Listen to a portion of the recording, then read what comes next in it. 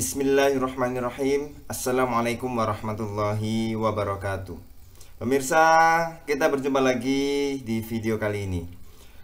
Kalau kita mau melihat bagaimana ilmu itu hidup, ini kemarin sebenarnya adalah ada beberapa permasalahan di masyarakat, permasalahan sosial di masyarakat. Maka saya dan beberapa kawan-kawan kemudian rapat untuk menyelesaikan masalah tersebut, dan memang sempat terjadi mentok ya, deadlock. Ini permasalahan yang berkutat dengan agama, kemudian menyangkut tentang salah satu persyaratan ya, bagaimana konsep-konsep beragama itu diterapkan dalam kehidupan sehari-hari. Nah, kami mentok ya. Meskipun kami tahu jawaban itu ada di kitab, jawaban itu ada di buku, dan saya yakin semua punya landasan masing-masing dalam ketika musyawarah tersebut. Akan tetapi inilah yang kemudian saya menjadi sadar bahwa ilmu agama itu tidak hanya melulu dari kitab, tidak hanya melulu dari buku-buku turos, meskipun itu memang rujukan utama.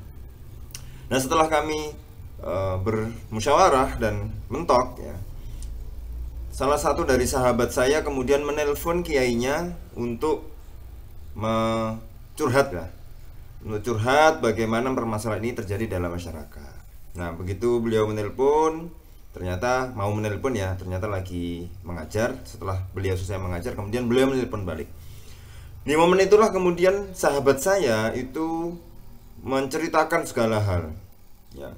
Kemudian ketika diberikan jawabannya oleh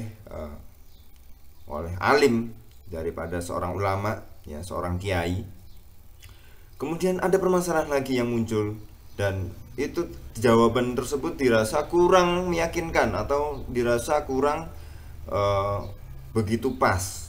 Maka ditanyakan lagi dengan kondisi sosial masyarakat yang ada. Maka beliau kemudian bertanya, apakah seperti ini, dan jawabannya ya seperti ini, oh tidak seperti ini, sehingga kemudian beliau mengeluarkan pendapat beliau yang itu notabene adalah pendapat yang sangat luar biasa, sehingga itu kemudian memecahkan satu masalah. Oke, berarti seperti ini, dan kami lega semua dengan jawaban tersebut. Mumpung masih nelpon, sahabat saya yang lain juga menanyakan masalah yang hampir mirip. Kemudian ditanya bagaimana selesailah permasalahan tersebut.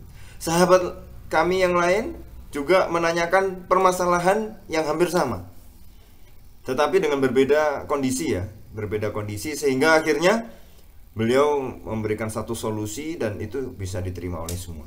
Nah, dari satu kali menelpon itu terpecahlah 3 solusi masalah, terpecahlah 3 permasalahan, sehingga muncullah 3 solusi dari Pak Kiai yang kemudian membuat semuanya lega dan semuanya mengambil ibroh dari situ. Nah, disinilah para pemirsa, kita harus melihat bahwa ilmu itu tidak hanya di dalam kitab-kitab, tapi ilmu itu hidup.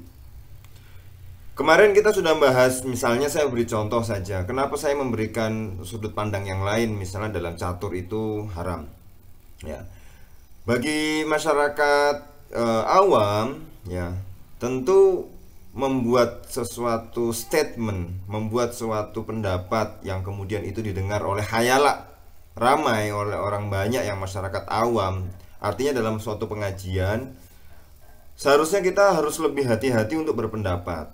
Kenapa? Karena bisa jadi pendapat tersebut dapat memberatkan masyarakat, sehingga justru membuat kekacauan, membuat huru-hara, membuat sebuah perbincangan yang justru orang-orang bisa lari dari agama ya. Nanti dalam konteks lain kita bisa bahas munafir. Di channel ini sudah pernah saya bahas sekilas apa itu munafir. Oke, munafir nanti kita simpan di akhir ya. Kenapa? Masalahnya seperti ini. Misalnya ketika catur itu haram. Iya, memang catur itu haram. Tetapi bagi seorang pendakwah, bagi seorang mubaligh, bagi seorang penceramah yang kemudian ditanya hal tersebut, dia harus minimal menyampaikan secara konkret dalam semua koridor madhab.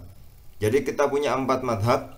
Walaupun kita ketahui sebenarnya mazhab itu ada 9, ya, 9, dan yang diakui sampai sekarang 4. Artinya yang 5 lainnya itu dalam perjalanannya tidak diteruskan oleh murid-muridnya, tidak dikembangkan oleh murid-muridnya, sehingga lambat laun hilang ya. Dan itulah yang 4 mazhab itu yang terus diteruskan oleh murid-muridnya, disebarluaskan, dijelaskan kembali, diperkuat kembali, sehingga akhirnya ada 4 mazhab yang ada. Nah, misalnya kemarin kalau kita memang mau lihat secara detail bahwa catur itu sendiri, ya, bermain catur itu sudah dibahas oleh 4 mazhab. Dan 3 mazhab itu memang mengharamkan. Ada 1 mazhab yang memakruhkan.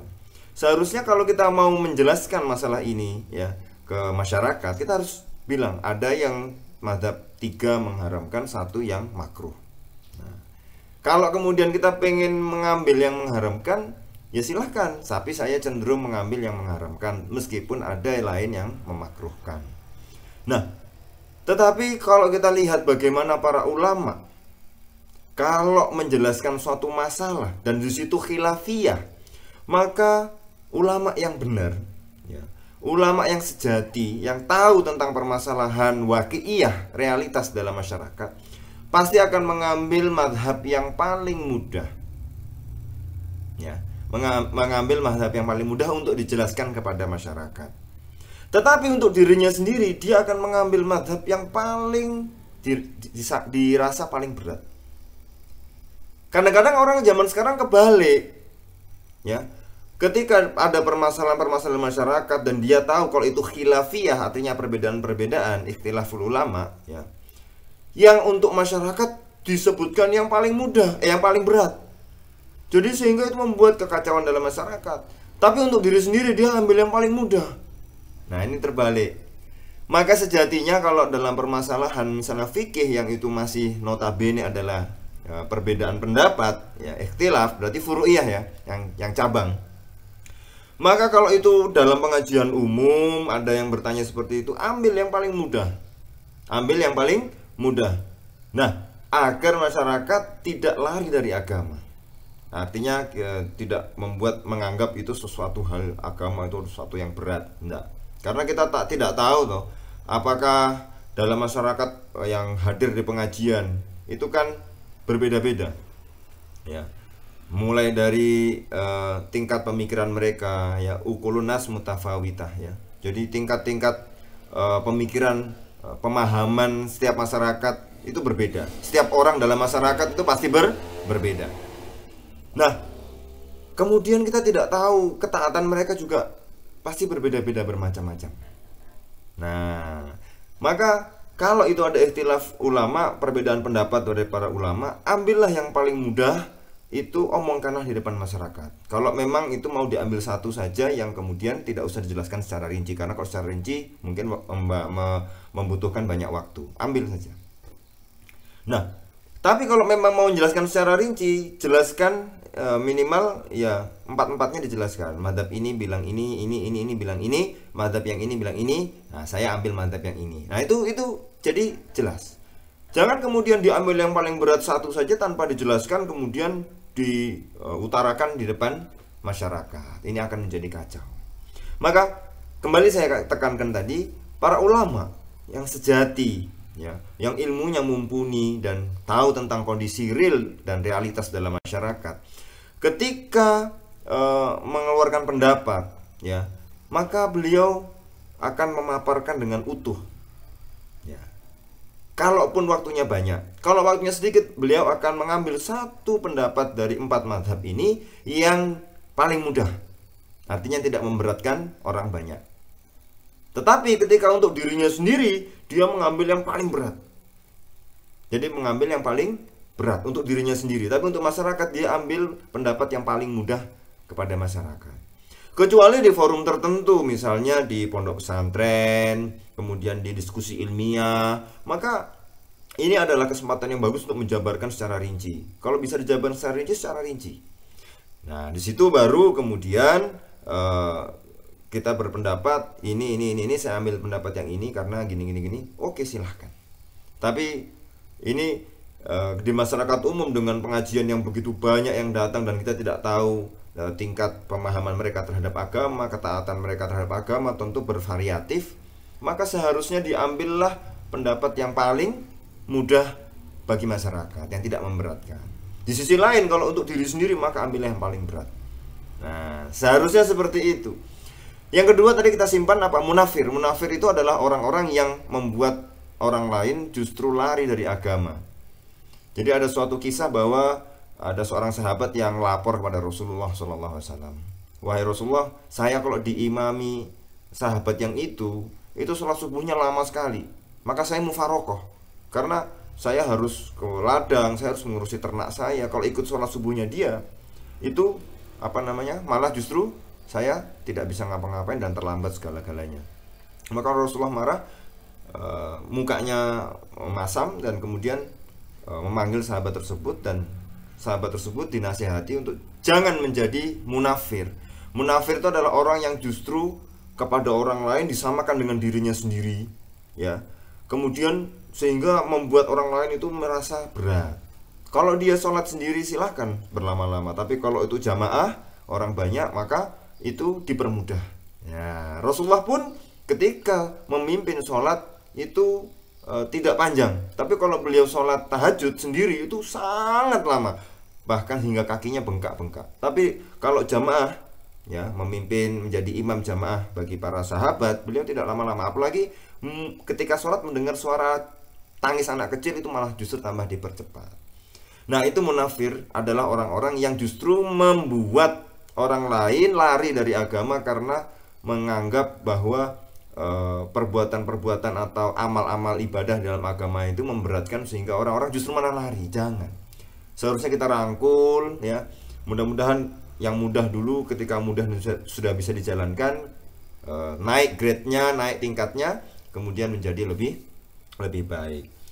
Inilah pemirsa pentingnya bagaimana mengetahui kondisi. Ya, Anda mungkin punya ilmu agama, hafal semua yang ada di kitab-kitab, tapi itu tidak bisa langsung diterapkan di masyarakat.